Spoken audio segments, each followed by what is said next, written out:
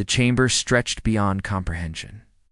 Ambassador Marcus Webb stood at the center of a space so vast that its far walls disappeared into artificial twilight. Above him, arranged in ascending circles that climbed toward a dome 300 meters high, sat the representatives of 473 civilized worlds. Their combined scrutiny pressed down like physical weight. Marcus forced himself to breathe steadily. The air in the chamber was thin and cold, calibrated for the Vorton majority who controlled the council's leadership. His lungs burned with each breath, but he refused to show weakness. Not here, not now. Not when Earth's entire future hung in the balance. High Arbiter Quillen spoke. His voice amplified to fill every corner of the massive space. The Vorton's 4 eyes narrowed as he addressed the lone human below. Ambassador Webb, you stand accused of criminal negligence. 24 students from prestigious academies across the galaxy attended your world's exchange program. 15 of them required medical intervention upon their return. 3 are still recovering. Your planet nearly killed the children of the most powerful families in known space. Marcus kept his hands clasped behind his back. The gesture looked respectful, but it hid the fact that his fingers were trembling. High Arbiter, with respect, Earth's classification as a Category 12 hazard world is publicly available information. Every student and their families signed comprehensive acknowledgement forms. Forms they could not truly comprehend. Arbiter Delvix interjected from his position 3 tiers up. The Pelthian's tendrils writhed with agitation. My nephew is one of those students. He returned home, changed. He refuses to discuss what happened. He wakes screaming from nightmares about your world's casual horrors. A murmur rippled through the assembled representatives. Marcus could feel the mood shifting against him, against Earth, against everything humanity had worked toward for 2 generations. Quellen's translator rendered his next words with icy precision. This council permitted Earth's exchange program as a test. We wanted to assess whether humans could safely interact with civilized species. You have failed that test catastrophically. Therefore, this council will vote on whether to permanently quarantine your world and revoke your species' limited space travel privileges. Marcus felt his heart hammering. Quarantine meant isolation. It meant humanity trapped on Earth for centuries more, while the galaxy moved forward without them. It meant the end of every dream humans had nurtured since first looking up at the stars, but Marcus had not come unprepared. High Arbiter, he said, his voice carrying across the vast chamber with surprising strength. Before this council votes, I request the right to present evidence. I ask that you hear testimony from the students themselves. And I ask that you consider not just what happened, but why it happened and what was learned. Quellen's scales shifted color, a sign of irritation in his species. You would waste this council's time with excuses? No, Marcus replied.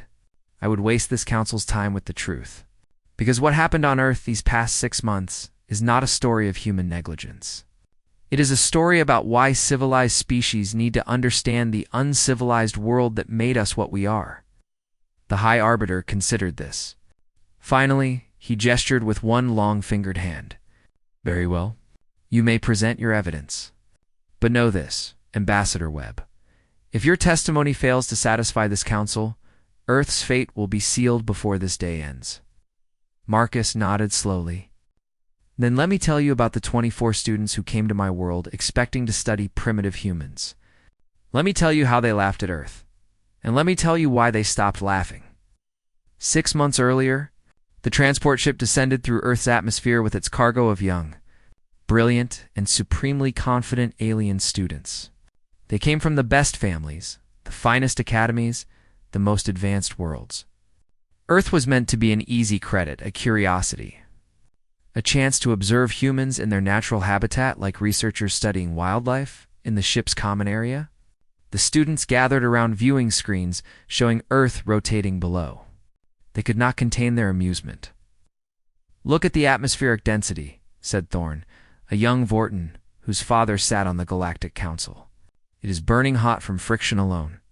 Most civilized worlds have thin, manageable atmospheres. This is excessive. Beside him, a Kelthran student named Rissa, gestured at her datapad with one of her 6 limbs.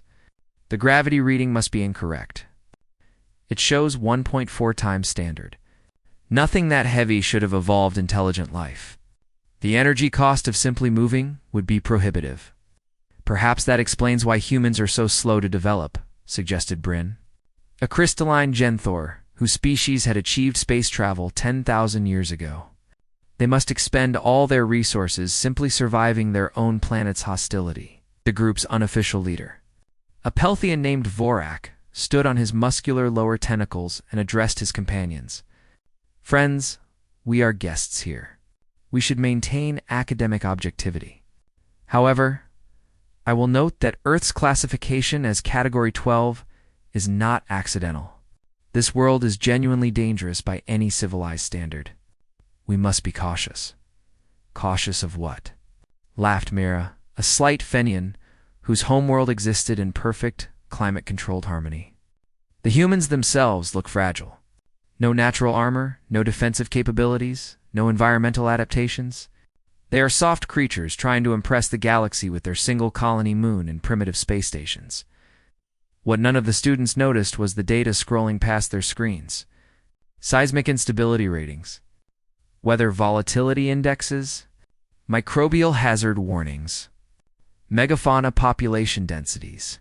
Each metric screamed danger in ways the students had no context to understand. The ship docked at the Earth Exchange Academy facility, sprawling campus built to accommodate alien biologies. The students disembarked into a receiving area where 3 humans waited. Professor Jane Rothman stepped forward, extending her hand in the human greeting gesture.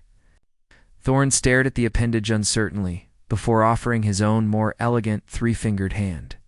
Rothman's grip was firm and warm, stronger than expected. "Welcome to Earth," Rothman said with a broad smile. She was perhaps 50 Earth years old, with gray streaking her dark hair and lines around. Her eyes that spoke of decades spent outdoors. "I am Professor Rothman, Director of the Exchange Academy. These are my colleagues, Dr. Hassan and Dr. Nakamura. We will be your primary instructors during your stay." Dr. Hassan? A tall man with weathered brown skin was already scanning the students with medical equipment. "Several of you are showing early signs of gravity stress. We will take the first week slowly to allow your bodies to adjust." "We require no accommodation," Vorak said stiffly. "We are elite students, not hatchlings. We have undergone extensive physical conditioning." Something flickered in Dr. Nakamura's eyes. The woman was small by human standards, but she moved with unusual precision. "Of course, but Earth's gravity is only the beginning of what you will experience here. Let us get you settled in your residential facilities." The dormitory building was impressive. Each suite had been customized for different species requirements with appropriate atmosphere, temperature, and gravity controls. The students found themselves in surprising comfort. That evening, they gathered in the shared common area under a simulated sky that approximated their various homeworlds. Their initial nervousness faded as they relaxed into familiar luxury. "The accommodations are acceptable," Thorne announced, as if granting approval. "Though primitive compared to proper academy facilities on civilized worlds. Did you notice how they build directly into the ground? No consideration for aesthetic harmony with the environment." "They must lack proper construction technology," Bryn suggested. "Likely they still extract raw materials through destructive mining rather than atomic reconfiguration." Rissa pulled up information on her datapad. "Their population density is alarming. Over 12 billion humans on this single world. That is hive species numbers. Such populations are unsustainable without collective consciousness systems." "Primitive and numerous," Myra said. "A dangerous combination, perhaps, but not impressive. I expected more from the species that made first contact with the Council." In his office, 3 floors above, Professor Rothman watched the security feed and listened to the translator render the students' conversation into English. Dr. Hassan stood beside her, shaking his head slowly. "They have absolutely no idea what is coming," Hassan said quietly. "No," Rothman agreed, "but they will learn. The question is whether they will learn before someone gets seriously hurt." Dr. Nakamura entered, carrying tablets loaded with the next 6 months of curriculum. The council approved full immersion protocols. Minimal safety intervention, unless lives are at genuine risk. They insisted their elite students could handle anything humans handle routinely. Then we will show them what humans handle routinely, Rothman said, closing the security monitor. Starting tomorrow morning, the next day began with orientation in the Academy's main lecture hall. The 24 students settled into seats designed for their various physiologies, while the 3 human professors stood at the front. Professor Rothman activated a large display showing Earth's rotating globe. Welcome to your first full day. Before we begin formal instruction, we will start with some simple. A supervised nature observation walk through the protected forest preserve adjacent to our campus. Current conditions are ideal. 20 degrees Celsius, clear skies, light winds. You will observe Earth's ecosystem in a controlled environment. Several students exchanged glances. Vorak raised a tentacle. Professor, our briefing materials mention dangerous wildlife. Is this activity safe?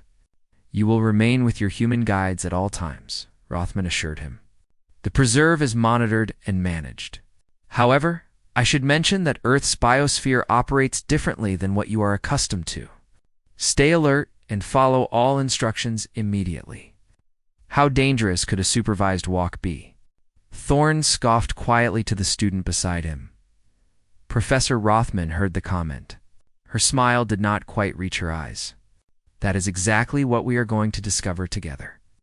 The morning sun felt harsh on sensitive alien skin as the students filed out of the climate-controlled building. 24 students, 3 professors, and to security personnel that Professor Rothman had insisted upon despite protests that they were unnecessary.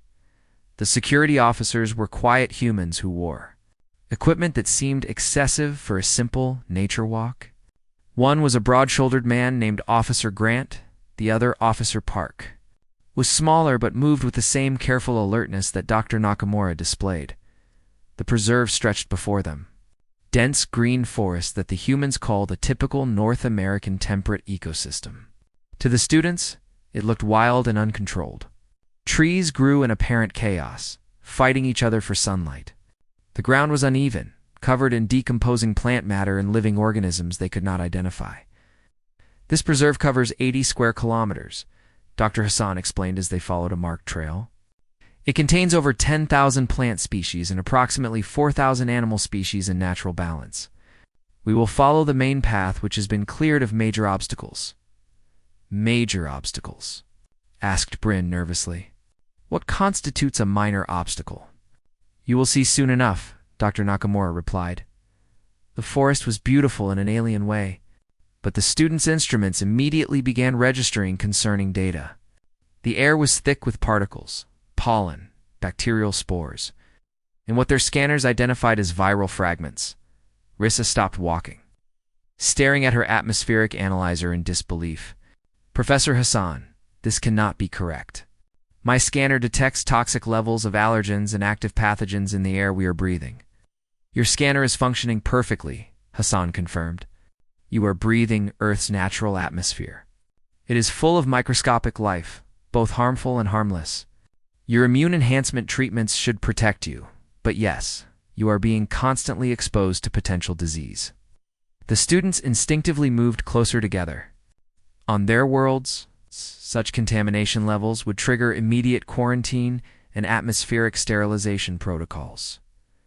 Myra's voice was small. How do humans survive constant pathogen exposure?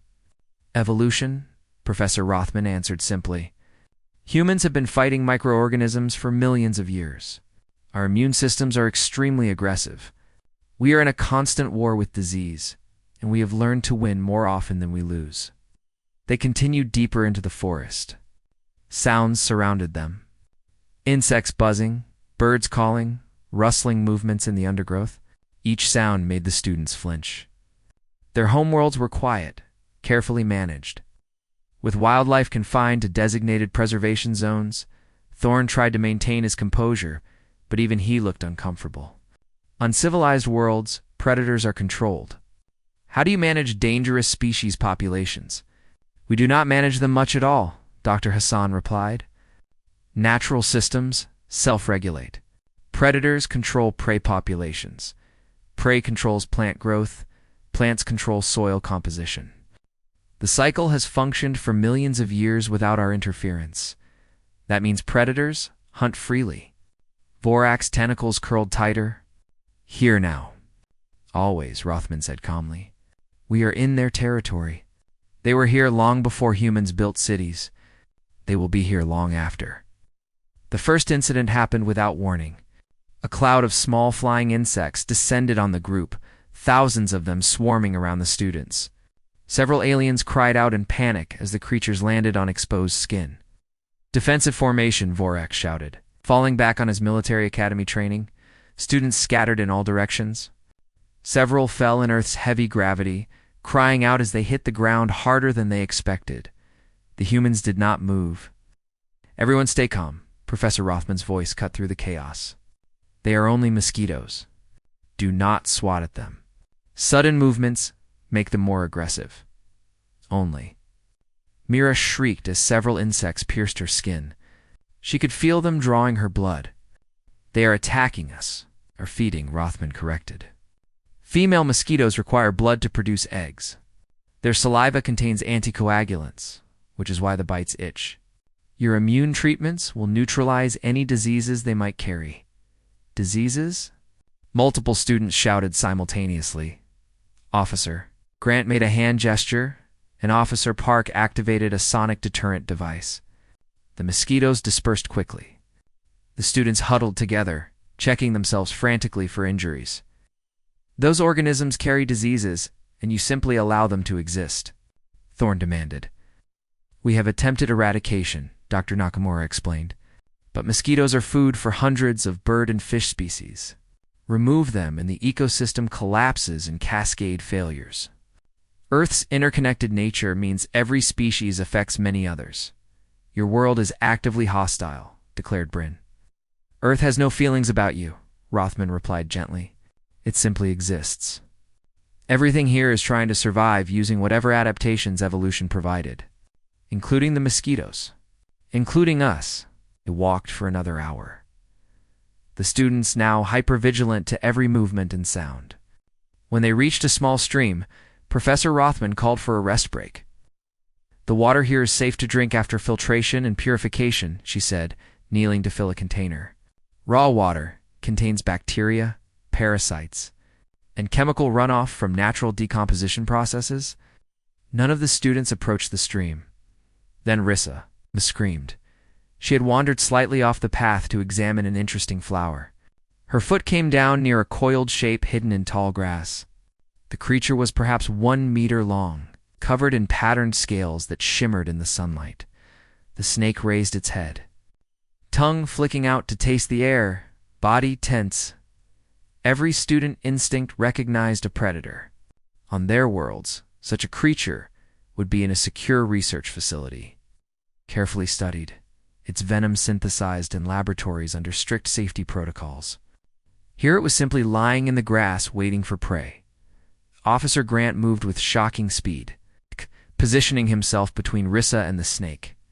His movements were fluid and confident, showing no fear whatsoever. Common garter snake, he said calmly. Non-venomous, not aggressive. Everyone remained still and quiet. The snake's tongue flicked again, sensing the gathered group. It was evaluating threats, deciding whether to flee or defend itself. Even non-venomous, asked Vorak quietly. How venomous are your venomous species? Earth has approximately 200,000 species that produce toxins, Dr. Hassan said, watching the snake carefully. Venom is used for hunting and defense. This particular species is harmless to humans, though its bite can be painful. The snake, sensing no immediate threat, slowly uncoiled and slithered away into the undergrowth. The students remained frozen for a full minute after it disappeared. 200,000 Bryn repeated slowly. Species specifically evolved to produce killing toxins. Toxins are just tools for survival, Hassan said. No different than your species' natural defenses. Earth simply has many species that found chemical warfare effective. The students wanted to return to the facility immediately, but the professors insisted they continue. "You came here to understand Earth and humanity," Rothman said firmly. "This is what we live with every single day. This is normal for us." 1 hour later, the sky darkened rapidly. Dr. Nakamura checked her handheld device and frowned. "Weather system approaching faster than predicted. We should return to the facility quickly." "Predicted?" asked Mira. "You mean you cannot control your weather?" "Control Earth's weather?" Dr. Hassan laughed, though without humor. "We can barely predict it accurately. The atmospheric energy systems are too complex and chaotic. Weather surprises us constantly." First drops of rain were shockingly cold. Within minutes, it became a torrential downpour. The students' thermal regulation systems struggled with the sudden temperature drop. Lightning split the sky and thunder followed so loud it hurt sensitive hearing organs. "Move quickly," Rothman shouted over the storm. "Lightning is attracted to high points in conductive materials. Stay low and keep moving." They ran through rapidly forming mud. Students fell repeatedly in the slippery conditions and heavy gravity. The forest transformed from beautiful to hostile within moments. Branches whipped in sudden wind. Debris flew through the air. The temperature continued dropping. Mira fell hard, twisting one of her legs. She cried out in pain. Officer Park scooped her up without breaking stride, carrying her weight as if it were nothing despite Earth's crushing gravity. They reached an emergency shelter structure just as hail began falling. Ice chunks the size of small stones hammered down, striking with enough force to cause serious injury inside the shelter.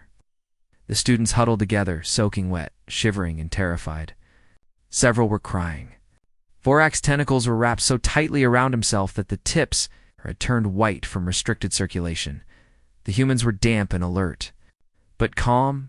This is a moderate spring storm," Rothman said, wringing water from her hair. "It will pass in approximately 30 minutes. "Moderate?" Thorne stared at her with all 4 eyes wide. "Your sky was trying to murder us." "The sky does not think about us at all," Rothman replied. "That is what you must understand. Earth has no awareness of you. It has weather and geological processes and living ecosystems that function whether we exist or not. Humans learn to survive not by changing Earth, but by adapting to Earth's indifference." Bryn was recording notes with shaking appendages. "How frequently do such storms occur?" "Depends on location and season," Dr. Nakamura answered.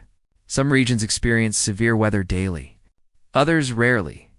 But Earth's atmosphere is always in motion, always cycling tremendous amounts of energy. That constant environmental pressure is partly why life here is so diverse and so competitive." The storm passed as predicted. The forest emerged steaming in returning sunlight. The trail back was treacherous with mud, but the humans navigated it with practiced ease. Their bipedal design apparently well suited to unstable terrain by the time they reached the facility. Every student was exhausted, injured, or both. Mira's leg required medical attention. 5 students were being treated for shock. Thorne's scales had stress fractures from multiple falls in the heavy gravity. In the medical bay, as doctors treated the students, Vorak approached Professor Rothman. "Why did you do this to us?" he asked quietly. "You could have kept us in simulated environments where we would be safe. Why expose us to genuine danger?" Rothman's expression was serious. "Because the Galactic Council approved full immersion protocols. They insisted their best students could handle whatever Earth could present. And because you needed to understand something fundamental about humans." "What is that?" "This experience that terrified all of you?" "Human children do this for recreation. We call it hiking or camping. What you found traumatizing, we teach our young as enjoyable outdoor activity." Vorak stared at her, his translator struggling to convey his shock. That night, when he called an emergency meeting of all students, his tentacles still showed stress discoloration. "We need to discuss immediate withdrawal from this program," he said without preamble. "Today proved this world is too dangerous. We are not physically or psychologically equipped to." An alarm cut through his words. Red lights bathed the residential building, and a recorded voice spoke in multiple languages simultaneously. Seismic activity detected. This is not a drill. Proceed to designated safe zones immediately. Stay away from windows and exterior walls. The floor beneath them began to shake. The ground betrayed them. That was the thought that seized every student as the floor heaved and rolled beneath their feet. On civilized worlds, the ground was the one constant. The one thing that never moved, the foundation upon which all society was built. On Earth, even the ground could not be trusted. Professor Rothman burst into the common area, moving with urgent efficiency. Earthquake, magnitude 5.4, epicenter 8 kilometers south. Follow me immediately. Stay away from windows and outer walls. Move now. The students tried to run, but Earth's gravity, combined with the shaking floor, made movement nearly impossible. Several fell. Thorne's rigid physiology was not designed for unstable surfaces, and he crashed into a wall, cracking his exoskeleton further. Dr. Hassan and Dr. Nakamura appeared from different directions, each guiding groups of students toward interior doorways and load-bearing walls. Their movements were calm and practiced, as if this was routine, because for them, it was routine. The building swayed. The students could feel the massive structure moving, flexing, absorbing the energy from below. On their worlds, buildings that moved were buildings about to collapse. Here, the humans had deliberately designed structures to move with the shaking. Through a window, Borak glimpsed something that would haunt him for months. On the street below, human civilians were calmly moving away from buildings and power lines. Some checked their personal devices. Others helped elderly humans or carried young children. There was concern on their faces, but no panic, no screaming, no chaos. They had done this before. Many times, the earthquake lasted 47 seconds. To the students, it felt like an eternity, where every fundamental assumption about reality was violated when the shaking stopped. Dr. Nakamura calmly checked her device. Minor structural damage reported across the city. No casualties. Emergency services are conducting inspections. We need to check this facility for damage, but our construction meets all seismic safety codes. We should be fine. Fine? Rissa's voice was barely audible. The ground tried to kill us. The solid ground? The ground does not care about us, Rothman said, echoing her earlier words about the sky. Earth's crust is made of massive plates floating on molten rock. They shift and collide constantly. We build our structures to withstand the movement. We practice earthquake procedures from childhood. We adapt because we have no choice. Amira was crying softly, curled into a tight ball. Bryn's crystalline structure had developed several new fractures. Thorne's scales were now showing multiple stress patterns. Even Vorak, who prided himself on his military discipline, was trembling. What kind of species evolves on a world like this? He asked quietly. It's the kind that learns to survive when nothing else could, Dr. Hassan answered. That is what you are here to understand. Not that Earth is dangerous, but that Earth's danger shaped us into what we are. The days that followed were supposed to be easier. The professors conducted indoor lectures on human biology, Earth's geological history, and the evolutionary pressures that created such diverse life. The students attended from the safety of climate-controlled classrooms, grateful for walls and roofs and stable floors, but they could not escape Earth's reality. On the third day after the earthquake, the atmospheric sensors detected something unusual. Dr. Rothman checked the data twice before addressing the students. We have a situation, she announced. There has been an industrial accident at a chemical processing facility 16 kilometers southwest. Prevailing winds are blowing toward this region. We will need to evacuate. Evacuate? Thorne stood quickly. We require immediate emergency transport to orbit. Now, your transport ship is not in range, Rothman replied calmly. It will not return to this system for 4 days. Earth does not have planet-wide teleportation infrastructure. We will evacuate using ground vehicles. Ground vehicles? Vorak could not believe what he was hearing. You mean we will drive away from poison gas? Yes, said Officer Grant, appearing with emergency equipment. We have 2 hours before the chemical cloud reaches this area. The entire city is evacuating. We need to leave in the next 20 minutes. Through the windows, the students watched in amazement as millions of humans began flowing through streets in organized patterns. There was no panic, no chaos. People moved with practiced efficiency toward evacuation routes. They have done this before, Bryn whispered. 6 times in the past 30 years, Dr. Nakamura confirmed, helping students gather essential belongings. Chemical accidents, tsunami warnings, approaching wildfires, volcanic ash clouds. Cities evacuate when necessary. We have learned how. The convoy of vehicles joined thousands of others on designated evacuation routes. The students pressed against windows, watching the massive human population flee from their own city with remarkable coordination. How can they be so calm? Asked Rissa. They are fleeing from toxic gas that could kill them, because panicking does not help. Officer Park replied from the driver's seat. Humans learned long ago that fear is information, not a command.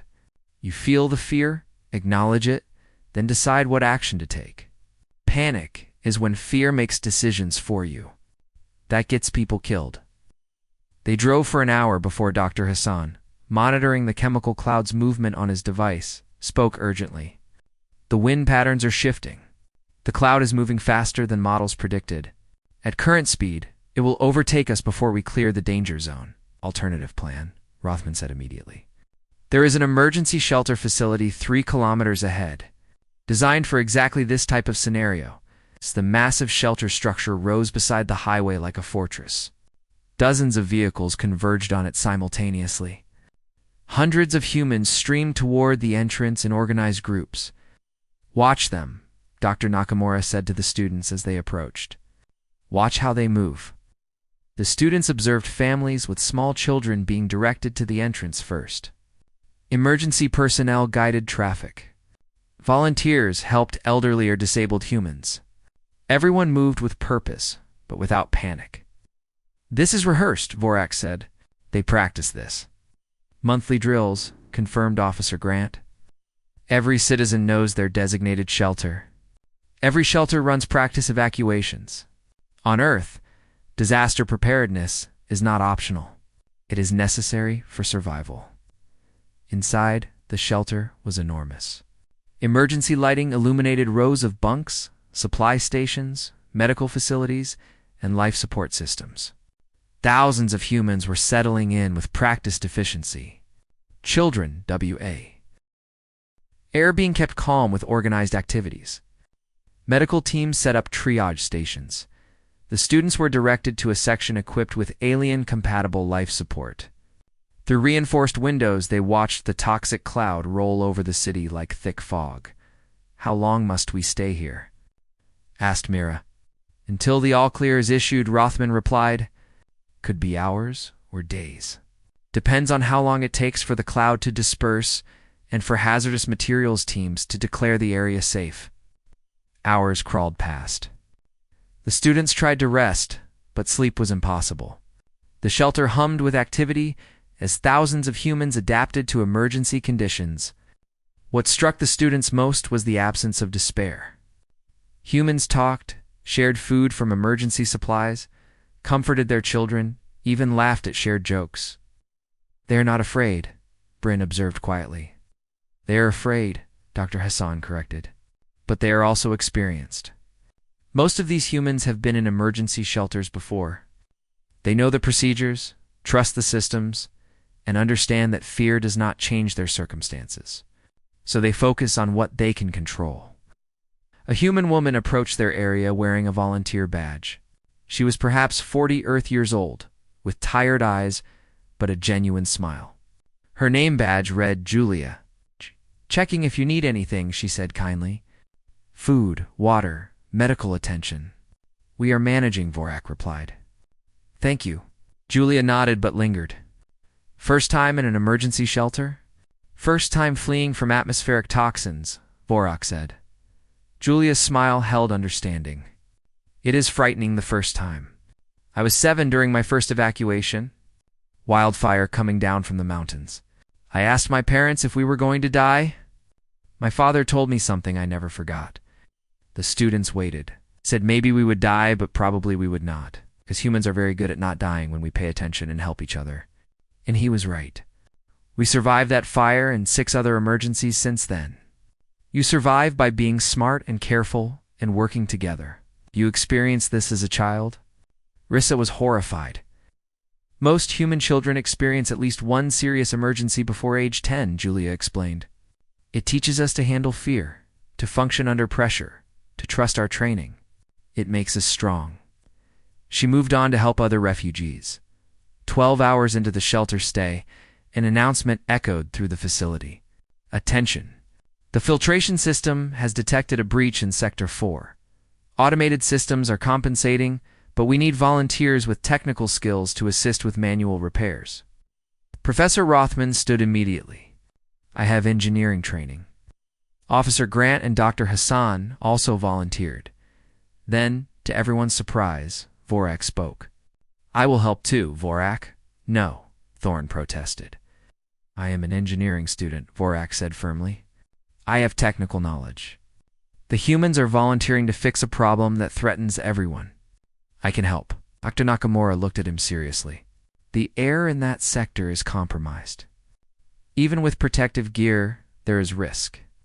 I understand, Vorak replied, but if humans can handle it, I must try. The repair team disappeared into maintenance corridors. The remaining students waited tensely, listening through communicators as the team worked. The breach was worse than initially reported. Toxic gas had found a weakness in aging infrastructure. Teams worked to seal it while rerouting air to safe sections. Vorak, how are you holding up? Rothman's voice came through clearly. The protective suit is functioning, Vorak replied, though his breathing sounded labored. The gas concentration here would kill me in seconds without it. Same for us, Grant said. There were sounds of tools working, metal on metal. Welcome to human emergency repair work. Half the job is fixing things while trying not to die. Is this normal for you? Vorak asked. Define normal, Hassan replied. Humans work in hostile environments constantly. Underwater, underground, in extreme temperatures, in toxic atmospheres. We go where we need to go to get the job done. 2 hours later, the repair team emerged, exhausted but successful. Filtration was restored. The students watched Vorak collapse in his bunk, his protective suit removed, breathing hard, but with something new in his eyes. Understanding, the outclair came. 34 hours after they entered the shelter. The chemical cloud had dispersed. Hazmat teams declared the city safe. Humans began returning home with the same organized efficiency they had shown during evacuation. Minimal damage. Some contaminated areas requiring cleanup. A handful of people with minor chemical exposure, already recovering. No deaths. Another disaster survived. The transport vehicles carried them back through the city as it came, alive again around them. Humans were already returning to their routines with remarkable speed. Shops reopened. Public transport resumed. Children walked to school. Within hours, it was as if the evacuation had never happened, except the students could not forget. They had spent 34 hours in that shelter, terrified, while humans around them had simply endured. Back at the facility, the professors gave them 3 days to recover. But on the 4th day, classes resumed. Today we will discuss human evolutionary biology, Professor Rothman announced to the gathered students. Specifically, we will examine how Earth's dangers shaped human physical and psychological adaptations. She activated a display showing human anatomy. Humans have no natural armor, no venom, no claws, or defensive spines. We are physically weaker than most predators our size. So how did we become Earth's dominant species? Bryn raised a crystalline appendage. Intelligence. Partly, Rothman agreed. But many species are intelligent. What made humans successful was our adaptability combined with our social cooperation. Humans can survive in nearly every environment on Earth, from frozen Arctic regions to scorching deserts to high mountains with thin air. We achieved this through technology, yes, but also through psychological adaptability. Dr. Hassan took over. Human brains are wired differently than most species. We have strong pattern recognition, which helps us predict danger. We have excellent memory for threats, which is why traumatic experiences affect us deeply. And we have something called stress response flexibility. What does that mean? Asked Thorn. It means humans can function effectively, even when terrified, Hassan explained. Your species, when frightened, experience cognitive shutdown. Decision-making becomes difficult. Humans experience fear, but can simultaneously analyze situations and take action. We call it grace under pressure. Borak spoke up, his voice thoughtful. During the shelter repair, I was terrified the entire time. My thoughts kept fragmenting. But the humans worked steadily despite facing the same danger. Exactly, Rothman said. That ability is not courage. It is training combined with evolutionary adaptation. Humans who could not think clearly under threat died before reproducing. Only those who could function despite fear survived to pass on their genes. For millions of years, Earth selected for humans who could be afraid and capable simultaneously. Dr. Nakamura added, this is why human children are exposed to managed danger from young ages. We teach them to swim in water that could drown them, to recognize but not panic at venomous creatures, to practice evacuations from disasters they might never face. We are training them not to be fearless, but to be functional despite fear. Over the following weeks, the curriculum shifted from observation to participation. The students were given progressively more challenging tasks. They learned basic first aid for treating injuries in resource-limited conditions. Thorne discovered that human medicine focused heavily on stabilization and improvisation because Earth's dangers often struck. Far from proper medical facilities, they practiced fire safety and learned that humans lived with controlled combustion in their homes despite the danger because Earth's cold regions required heat for survival. They studied food preservation and discovered that Earth's microorganisms constantly tried to decompose and consume human food supplies. Requiring elaborate storage methods, they learned navigation without technology because Earth's magnetic field, weather, and terrain could all interfere with electronic systems. Each lesson reinforced the same theme. Earth was hostile, and humans had survived by becoming extremely competent at managing that hostility. But the breakthrough came during a field exercise. In the 4th month, the students were taken to a mountain region for wilderness survival training. They would spend 3 days camping with minimal technology, learning to procure water, identify edible plants, build shelters, and manage temperature regulation. This is insane, Thorne protested as they geared up. You are deliberately putting us in danger. We are teaching you what human children learn in youth programs, Officer Grant replied calmly. 10-year-old humans do this activity for fun.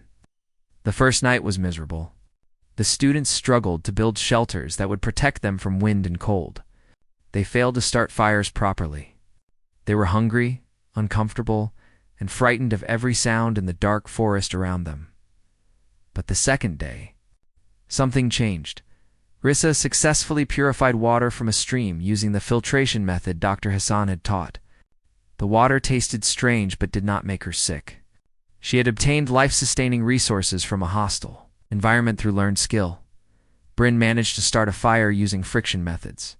The tiny flame felt like a victory against Earth's cold. Indifference. Vorak led a group in constructing a better shelter using local materials and engineering principles. It was crude compared to their dormitory building, but it kept them dry when rain fell that evening. Mira identified several edible plants using the classification system Dr. Nakamura had taught them. They were not delicious, but they were nutritious and safe. On the 3rd day, as they hiked back to the vehicles, Thorne spoke quietly to Professor Rothman. I understand now why humans are different, he said. You are not stronger or more intelligent than other species, but you are more competent. You know how to do things, practical things, survival things that we never needed to learn. Rothman nodded. On your worlds, the environment provides stability. You could specialize, focusing your education on abstract knowledge and artistic achievement. On Earth, every human must know practical survival skills, because the environment might kill them if they do not. We had to stay generalists, maintaining diverse capabilities because we never knew what Earth would throw at us next. Must be exhausting, Thorne said. Living always ready for disaster. It is normal for us, Rothman replied. We do not know any other way. And yes, it costs us something. Humans suffer from anxiety disorders, from stress-related illnesses, from the psychological weight of constant vigilance. But it also gives us capabilities you are only beginning to understand. In the final month, the students were given a choice. They could remain in the safe facility, completing their coursework through simulations and lectures. Or they could participate in a final immersion experience working alongside human emergency responders. To the professor's surprise, 18 of the 24 students volunteered for the immersion. They were paired with human firefighters, paramedics, search and rescue teams, and disaster response units. For 2 weeks, they shadowed humans who faced danger professionally. Vorak worked with an urban search and rescue team and watched humans crawl into collapsed buildings to extract trapped survivors. The humans were afraid. He could see it in their faces. But they did the work anyway. Rissa accompanied paramedics and saw humans treating severe injuries in moving vehicles, making life or death decisions with incomplete information. Staying calm while patients screamed in pain, Bryn observed firefighters running toward burning buildings that any rationale Dean would flee from, trusting their equipment and training to protect them in environments that could kill them in minutes. Thorne joined a geological survey team monitoring volcanic activity, watching humans collect data from mountainsides that could erupt without warning, accepting risk because the knowledge gained would protect others. Each student returned from their immersion changed. On the final day of the program, Professor Rothman gathered them for a closing ceremony. You came to Earth 6 months ago expecting to study primitive humans, she said. You thought you would observe us from a safe distance, collect your academic credits, and return home with amusing stories about the barbaric planet. She paused, looking at each student. Instead, you learned that Earth's dangers are not a flaw in our world. They are the reason we are what we are. You learned that humans are not brave. We are trained. We are not fearless. We are functional despite fear. You learned that safety is not something Earth provides, but something humans create constantly through knowledge, cooperation, and preparation. Dr. Hassan stepped forward. Tomorrow, you return to your homeworlds. You will write reports for the Galactic Council. Before you do, I want you to consider something. The Council has debated whether humans should be relocated to safer worlds. Some believe it would be mercy, saving us from our dangerous planet. Right? But if you moved humans to a safe world, Dr. Nakamura continued, you would not be saving us. You would be weakening us. Earth made us who we are. Take away the danger and you take away the pressure that forged our capabilities. Vorak stood. Professors, I speak for most of us here when I say we will report that humans belong on Earth, not because you are too dangerous for other worlds, but because Earth is what makes you valuable to the galaxy. You have skills and perspectives we desperately need as we explore more hostile regions of space. The Council will not like our recommendation, Thorne added. They want humans to be safe and manageable. They fear what you might become with access to galactic resources. Let them fear, Mira said quietly. I was terrified of humans when I arrived. Now I am more afraid of what the galaxy will face without human expertise when the next crisis comes. The next morning, the students boarded their transport. As Earth shrank behind them, they were already composing their reports. Reports that would change everything. Ambassador Marcus Webb stood in the Galactic Council chamber, his testimony complete. The holographic records had played, showing 6 months of students facing Earth's challenges, learning human methods, and slowly transforming from terrified observers to capable survivors. Hi.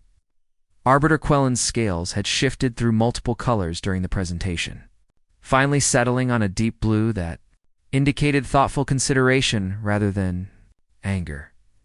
The evidence you have presented paints as significantly different picture than the initial distress reports suggested, Quellen admitted. However, Ambassador Webb, the fact remains that students were injured. Families were traumatized.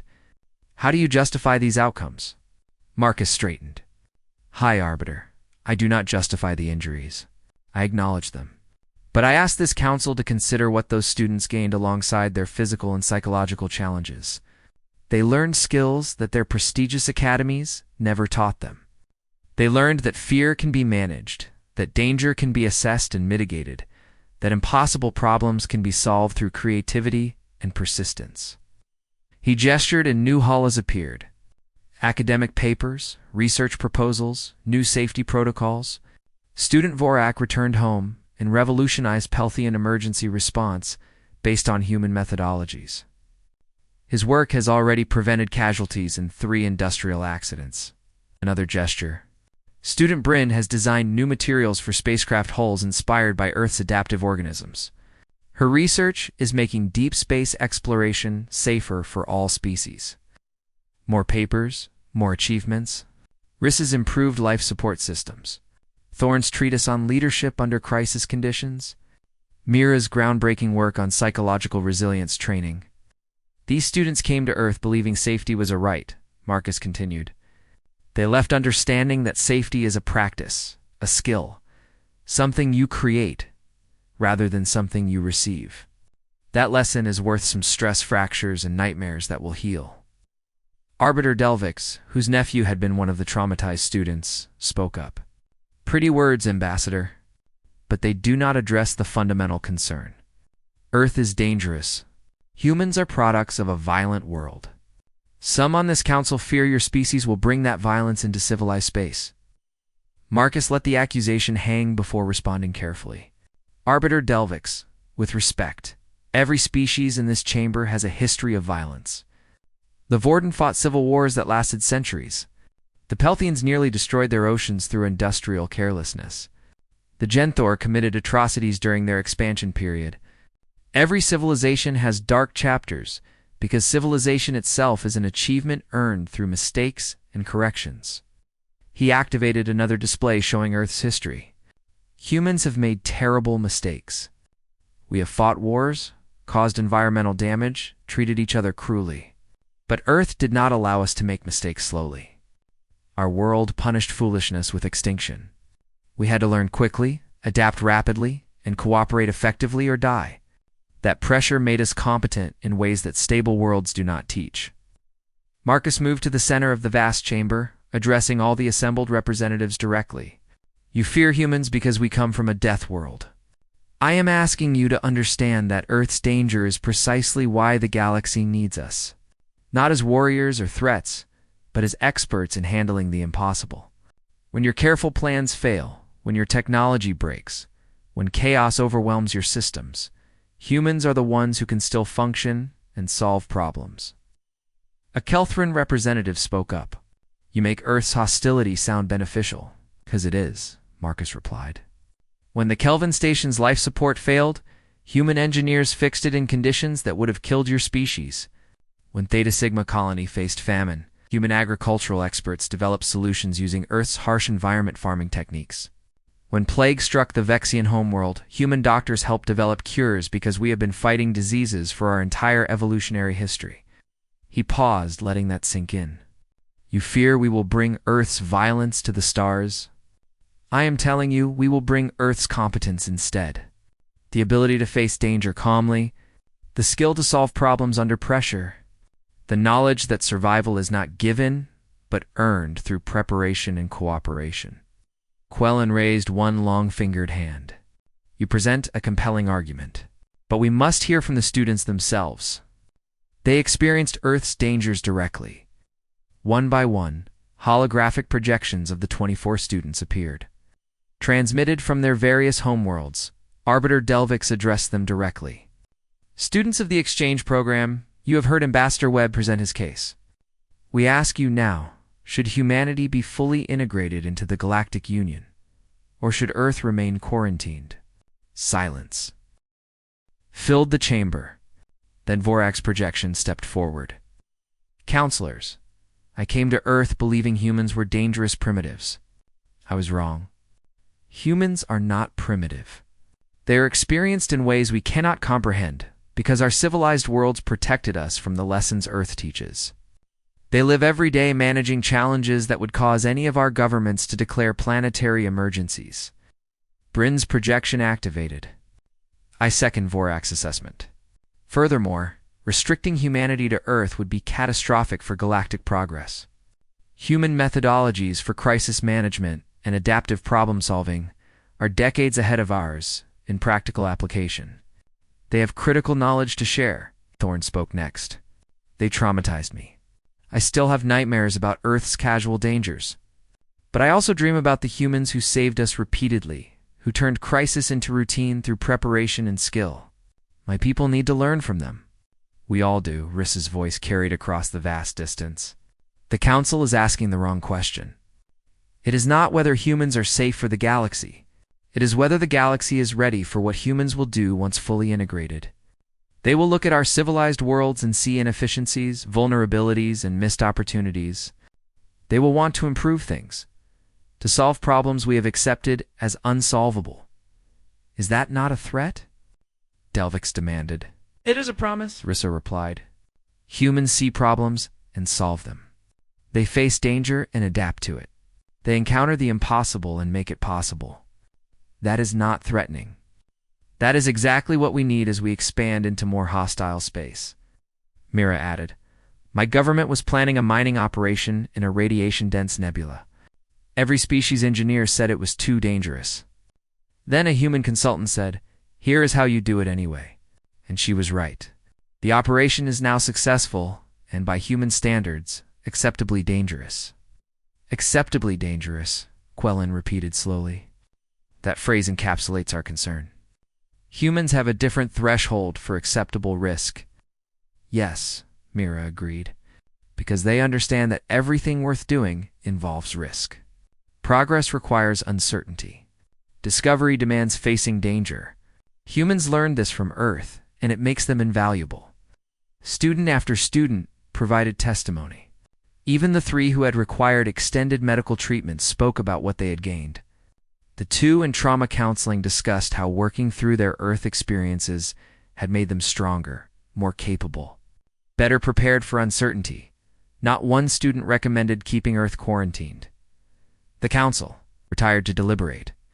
Marcus waited in an antechamber where the other Earth's delegates joined him via secure communication. You did well, said Director Chen from Earth, regardless of the outcome. You represented humanity perfectly. But will it be enough? Marcus wondered aloud. Some counselors see danger when they look at Earth. Others see opportunity. I am not sure which side has more influence. There is a third group, noted General Okafor. Those who see us as competition. We are too different, too willing to take risks they will not. They fear we will make them look inadequate. Then they are right to fear, Marcus said quietly. Because that is exactly what will happen. The deliberation lasted 5 hours. When the council reconvened, Quellen's scales had settled into pale blue, indicating reluctant acceptance. Galactic Council has reached a decision regarding humanity's petition for full membership and Earth's current quarantine status. Chamber fell silent.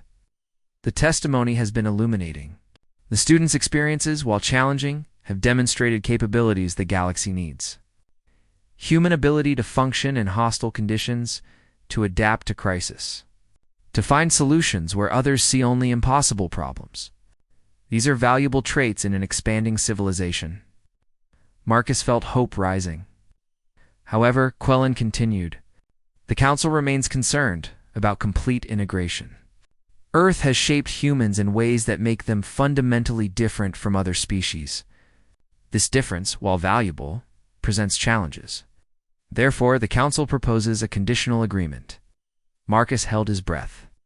Earth's quarantine will be lifted, Quellen declared. Humans will be granted provisional membership in the Galactic Union. Relief washed over Marcus, but he maintained his composure. What are the conditions? Humanity will be designated as the Union's crisis response specialists, Quellen explained. You will be called upon when conditions are too hostile for other species. When standard solutions fail, when the impossible must be achieved. You will train other species in your survival methodologies. You will share your disaster protocols, your adaptive technologies, your medical advances developed from fighting Earth's challenges, another counselor added. In exchange, humanity receives full access to galactic trade, technology sharing, and representation on the Council. But you will accept restrictions on military expansion and aggressive territorial claims. Your strength will be used to protect and build, not to conquer. Marcus considered this carefully. It was not everything humanity wanted, but it was far more than they had dared hope for months ago. The human delegation accepts these terms, he said formally, with one addition. What addition? Quellen asked warily. The exchange program continues and expands, Marcus stated. More students, from more worlds, studying on Earth, not to suffer, but to learn. Because the only way the galaxy will truly understand humans is to understand Earth. And the only way to understand Earth is to experience it. Quellen's scales shifted through several colors before settling on amused green. You wish to continue traumatizing galactic youth? I wish to continue teaching them, Marcus corrected. Teaching that fear can be overcome, danger can be managed, survival is a skill anyone can learn. Earth's harshness is not a flaw. It is a training ground for the challenges we will all face as we explore more hostile regions of space. The Council deliberated briefly before Quellen spoke again. Very well. The exchange program will continue with enhanced safety protocols and comprehensive risk disclosure. Students must understand what they accept. They will understand, Marcus promised, and they will be better for the experience. Months later, Marcus stood in the same chamber, but now as Earth's official council representative. He was presenting humanity's first major contribution, a comprehensive galactic disaster response framework based on human methodologies. This protocol will not make the galaxy as dangerous as Earth, Marcus explained to the assembled representatives. Nothing could. But it will make the galaxy safer by preparing you for when danger finds you anyway. The presentation covered everything.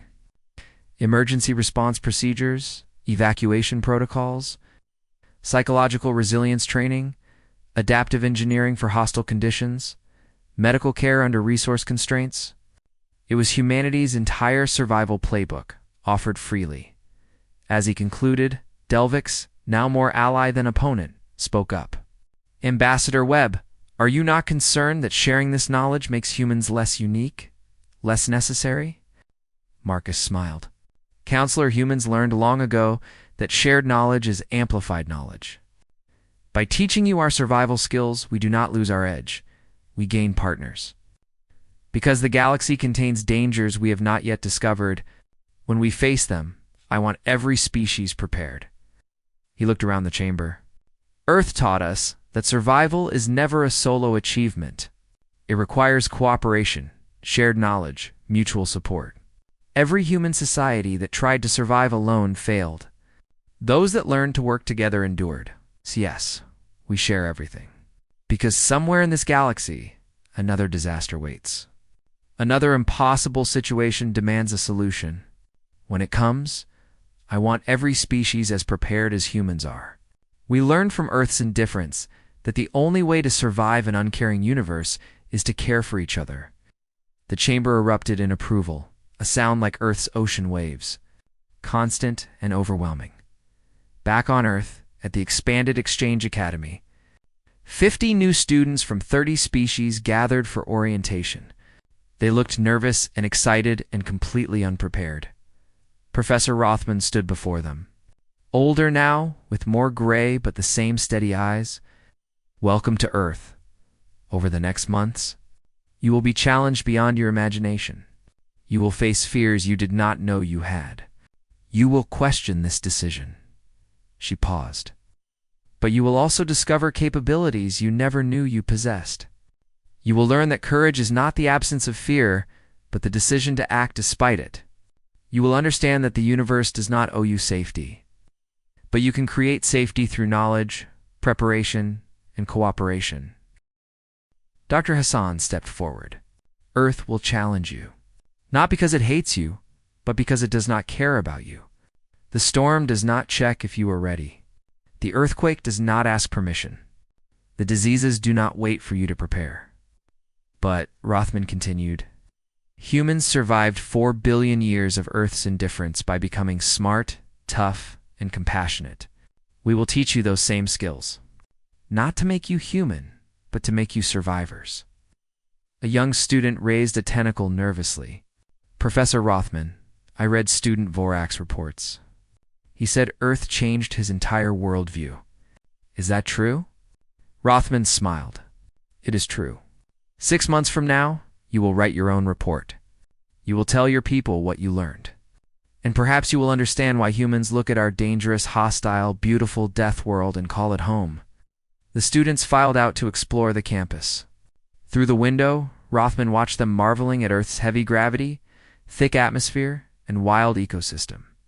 Beyond them, the city sprawled with 12 billion humans going about their lives in casual defiance of a planet that demanded constant vigilance. Earth made us into this, Dr. Nakamura said softly beside her. The galaxy's problem solvers. Is that really a gift? It is not about gifts, Rothman replied. It is about what the galaxy needs. As civilized species push into hostile space, face challenges their comfortable worlds never prepared them for. They need to understand what Earth taught us, which is that the universe is hostile and indifferent to your survival, Rothman said, but you can survive anyway. Not through strength alone, or technology alone, or courage alone. You survive through all of it together, through preparation and cooperation and stubborn refusal to give up when logic says you should. The human way, Nakamura observed. No, Rothman corrected. Watching the new students begin their journey, the Earth way. We just learned it first. Now it is their turn. It's outside, under Earth's sun. The students took their first steps into a world that would break them and rebuild them stronger. A world that would teach them that danger is not something to fear, but something to understand, manage, and overcome. A world that would teach them what it means to survive. Retriclod can make mistakes. Please double-check responses. Sonnet 4.5.